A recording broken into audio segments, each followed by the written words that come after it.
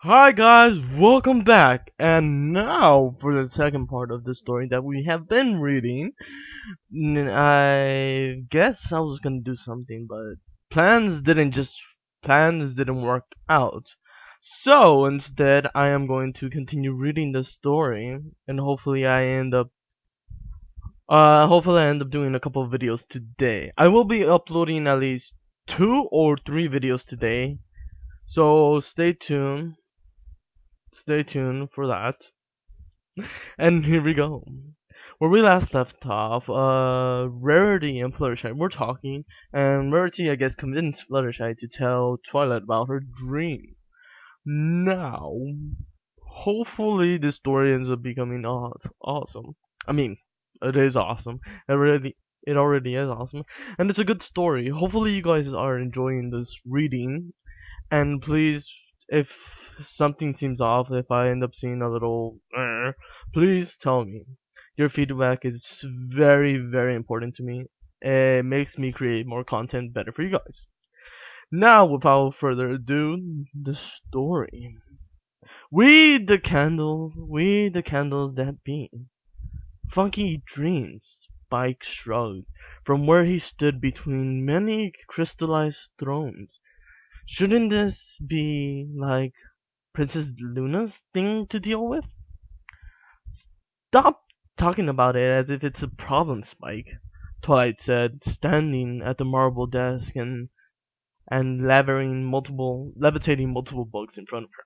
Until we identify it as something else, it is best to call Fluttershy's recurring dream a curiosity. Okay, things about recurring dream. It is kind of weird to dream the same dream for all your life, but I don't think it's gonna be. I'm just speaking nonsense now. She turned around with a proud smile. Wouldn't you agree, Fluttershy? Oh, Fluttershy nodded, sitting on her little throne beside Rarity. Certainly, I have no problem with that. I am sorry about the voice. But Luna's the princess of the night. Like res, reside. Screw it! Dreaming in her alicorn blood. I bet she'd figure out the meaning of Fluttershy's night visions in a snap. Spike! Twilight gave him a natural stare. Princess Luna is far too busy with the night and moon to bother stopping and interpreting every single Perney's dream in Equestria, don't you think? Not even Fluttershy's, Spike pointed. One of your best friends, not to mention an element barrier. Former element barrier of honesty, Spike weakly. Rarity said with a smile. As much as I created those old gems that we possessed, we did have to move on. Wait, they moved on from the elements of... Really? I don't remember. Wow, it's been really long. But you guys are still missing the point, Spike exclaimed. No, Spike, the point is Luna's a busy princess. We shouldn't bother her. And besides, Twilight spared Twilight separated a stack of books from her hoving array and dropped them in front of the Vinching arms. I need to practice my own ritual talents, and inspirational interpretations of Fluttershy's dream here seem like a perfect challenge. Spike frowned, and he walked away with the heavy books. I have a little throne of my own, you know, he muttered, his voice growing distant as his body did. Last I could get is the little bit of say every now and then. He should get a word in now and then because he's Spike, god damn it! Ahem. Twilight flopped a few floating books open and marked across the place room at Fluttershy. So, Fluttershy, let's review. She raised an eyebrow. The dream takes place on top of this nondescript hill. It's a grassy hill, Rarity said, with a slight breeze. Twilight glanced over, exhaling. Ooh, I had to burp. Thank you, Rarity. She looked back at Fluttershy. It's a grassy hill, and there's some wind, but no sound to the wind. Fluttershy nodded. Right. There's also a tree. A great big tree full of leaves. None of the leaves have fallen, so it's like a tree in spring. Right. And then there's the sky. Twilight gestured towards the ceiling of this critical room. It's night, but not normal night. One side is dull blue, and the other is glowing orange. That's the best way to describe it. Yes. But and the blue sky of the sky, and the blue side of the sky and the orange side are certainly rolling across the heavens, as if the two separate hells of the cosmos are rolling around in the land of the tree planning on. It goes on forever, Fluttershy said. Are you sure of that? Sure of what? The forever part. Fluttershy fidgeted. I can't speak English. I guess. Is it important? Rarity asked. Well, it could be, Twilight remarked. Emphasis on permanence may reflect on deep-seated fear of death. I'm afraid of a lot of things, Twilight, Fluttershy said. But when I'm having this dream, it's anything but terrifying. You can still have a nightmare and not be subject to terror. Fluttershy blinked. Really? Yes. Most adult ponies have dreams that are manifests of anxiety and stress, all rooted to the real world. But I didn't start having these dreams when I was an adult, Fluttershy said. Yes. Rarity nodded. She had them all her life. Really? Twilight blinked. Fluttershy, is this true? I'm afraid it is, Twilight. How curious, Twilight smiled. How come you never brought it up before? It felt too awkward to mention. Fluttershy gulped. Just telling Rarity took a lot of courage. I always felt very self-conscious about this vision. I really don't know. Twilight flipped through the books, spamming in content. Signing Fjord would probably say, oh, I am so deeply sorry for pronouncing his name wrong, because he is awesome. Sigmund Freud would probably say that it's a result of something very traumatic that happened during Fluttershy's anal state. Anal, wow. Between Fluttershy's anal state. My, what? It's just a piece of terminologically, Fluttershy refused, referring to the psychological determined stage in which a young pony goes through. Ah! Oh god. I think it is anal stage. Yeah, it is. Oh my god. That is awesome. Pony goes through. Twilight suddenly froze in mid-speech, clearing her throat. She placed all the books down and leaned forward. Fluttershy, think hard, especially when it's your life that you have started having this dream. When I was a young filly. Be specific, Twilight. I mean, Fluttershy, Twilight said. At what age? Oh, Fluttershy blushed. A lock of pink hair behind her, eyes twitching in thought. I suppose It was the spring when my older brother first came back from his tour of duty in the Griffin's Land. I had to have been there 3 years. 3? Maybe 4. Fluttershy, did you grow up in Cloudsdale? Yes! So, Rarity asked with a shrug. What does that have to do with anything? Twilight? Twilight pointed at Fluttershy. Do you say that you never torch sold Earth until the day you got? Let me do that again. Didn't you say that you never touched solid Earth until the day you got your cutie mark? That's right. So if you lived in Cloudsdale up and then, how would you know that the tree looked like at age 4? Twilight asked, or a grassy hilltop, for that matter. Fluttershy opened her mouth. She hesitated, then gawked at the walls of the room. Oh, my goodness! She gasped at Rarity. I never once connected that. Really? Really? Not once, says she. Wow. So that's what trees are! I've been having that in my dream! And in that particular. Anyway, back to the story.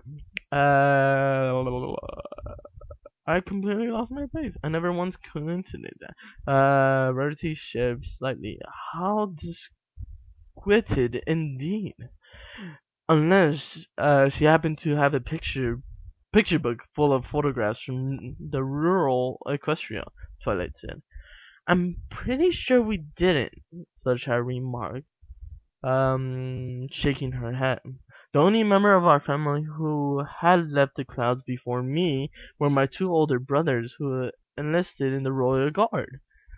Apparently she has brothers now.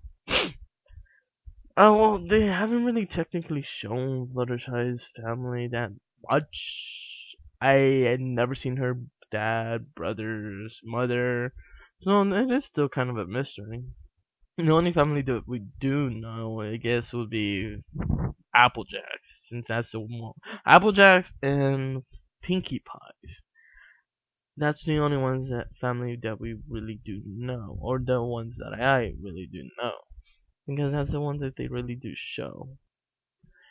Anyhoozles, and then one possible reason would Fluttershy have for the age 4 to dream of a tree on top of a hill, Rarity remarked. Oh, I see the writer is getting clever. There can be several possible explanations for that. Princess Luna said, her majestic wings spread wide. Only a certain few of them should be cause for alarm. Eep! Fluttershy flinched so hard she fell down on her own throne. Princess Luna? Rarity stood up, and then promptly bowed lower. Your Majesty! What a surprise! I could say the same. The Princess of the Night interred Main replied as she turned towards Twilight. Why didn't you summon me earlier when you discovered that your close companions were vexed by reoccurring nocturnal visions? Now you see, if a pony would have had the same dream over and over again, well, in the episode where I guess Scootaloo was having trouble, I can't remember this stuff. Oh my god, what am I? She was having trouble. Well, one of the Cutie Mark Crusaders was having trouble, and then she came to her. I believe it was Applebloom. I want to say Applebloom. I do not know. And when Applebloom was having trouble, Princess Luna came to her. No, I want to say Scootaloo. I don't know. One of the Cutie Mark Crusaders ended up having a nightmare. Princess Luna came and helped her, but I guess that's a nightmare. That's completely different than what is this all about. Anyways, I could say the same. The Princess of the Night, Eternal Man replied as she turned towards Twilight. Why didn't you summon me earlier when you discovered that your close companion was vexed by recuperating nocturnal visions. I didn't want to trouble you, Luna. Twilight gulped. Be still, Princess Twilight. Luna calmly placed her hood on the mare's shoulder. I am not at all angry with you, merely confused. I am the mistress of all ponies' dreams. Well, yes, but nothing. I appreciate your desire to take up your own responsibilities. Twilight sparkled, but you should also know by now that we have bonded by things far closer than friendship. Oh ho ho, nudge nudge, wink wink, rub rub. Even closer than family, after all. Oh ho ho. It was you and your friends who exiled Nightmare Moon from my being. Even if I spend an eternity doing favors for you and your accomplishments, accomplishment. I think I'm saying that wrong. Anywho, it would not even remotely pay you back for all the good that you have done for me. All the good that you have done for me. So naturally, assisting in this manner, such as this, is hardly an inconvenience. Well, alright. I guess if you wanna help, I wanted to save the day. I am Twilight Sparkle, and I am boss. She's not really saying this. I am. I am so sorry. I am so sorry about this reading. I'm trying to be professional, but I can't stop doing this. I am weird. I hope you guys know that. Twilight nodded with a humble smile. If you insist, but still. She raised an eyebrow. I don't understand. How did you even think of come here in the first place? Around the moment, Spike shuffled by, sweeping the floor with a broom. He burped. What? Yeah, weird. I burp when he burped. That's weird. He burped spontaneously, spitting up a pile of green flames. That is so weird. Wow, sound effects. My videos are getting awesome. Slipping up flat over his chest, he gulped the rest of the flames down and continued on with his work, whistling incessantly and innocently, like nothing ever happened. Rarity rolled his eyes with a smile. Oh, Rarity, you dirty girl. You want the day, ha! Hoy, hoy, hoy, wink, wink, nudge, nudge, right, grub. Twilight sighed, then turned towards Luna once more. We were most grateful with your assistance, Princess Luna. Fluttershy has been having one of the recording dreams since Foulhold, and we've been trying to figure out just what it means. Affirmative, Luna nodded. I heard most of the discussion upon my arrival here. If she heard most of the description, she probably was just like slowly winging her wings backwards, like, I am Jesus, with a light heading towards her. So like, I am your God, please praise me. I swear to God, I hope you guys like this video because this is so weird.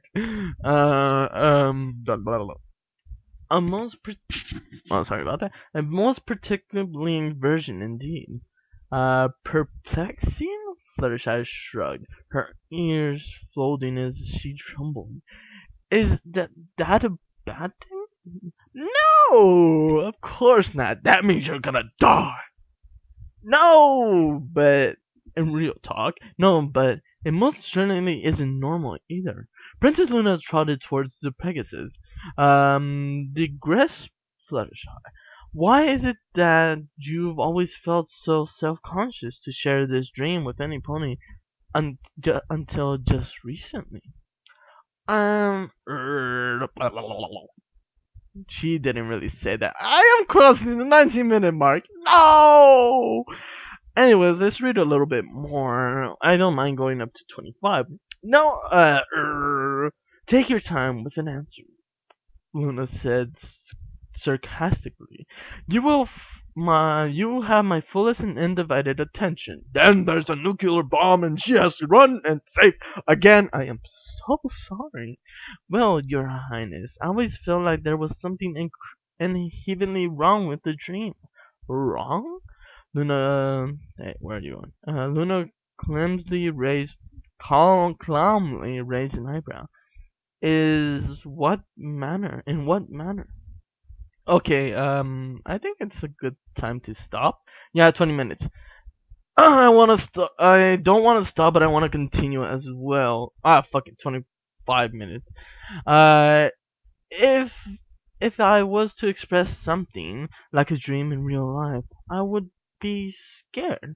Fluttershy said, I don't do well with strange places and shadows. Just the dark in generally, actually. And some ponies are more skittish than others, Luna said in a natural tone. This is perfectly understandable. But I'm quite an unusual case, Your Highness. Fluttershy's shown, but Fluttershy, the Fluttershy character, and this portrayed in this story is quite irreparably. Fluttershy shuddered to say, I never met another pony in my life who's as anxious and easily frightened as me, and yet she exhausted her shoulders, exhaled with a shudder. When I have this dream, it feels so peaceful. Fluttershy's wings fluttered tidily and a tingle smile came to her muzzle. I'm completely at ease, and I haven't anything to worry about.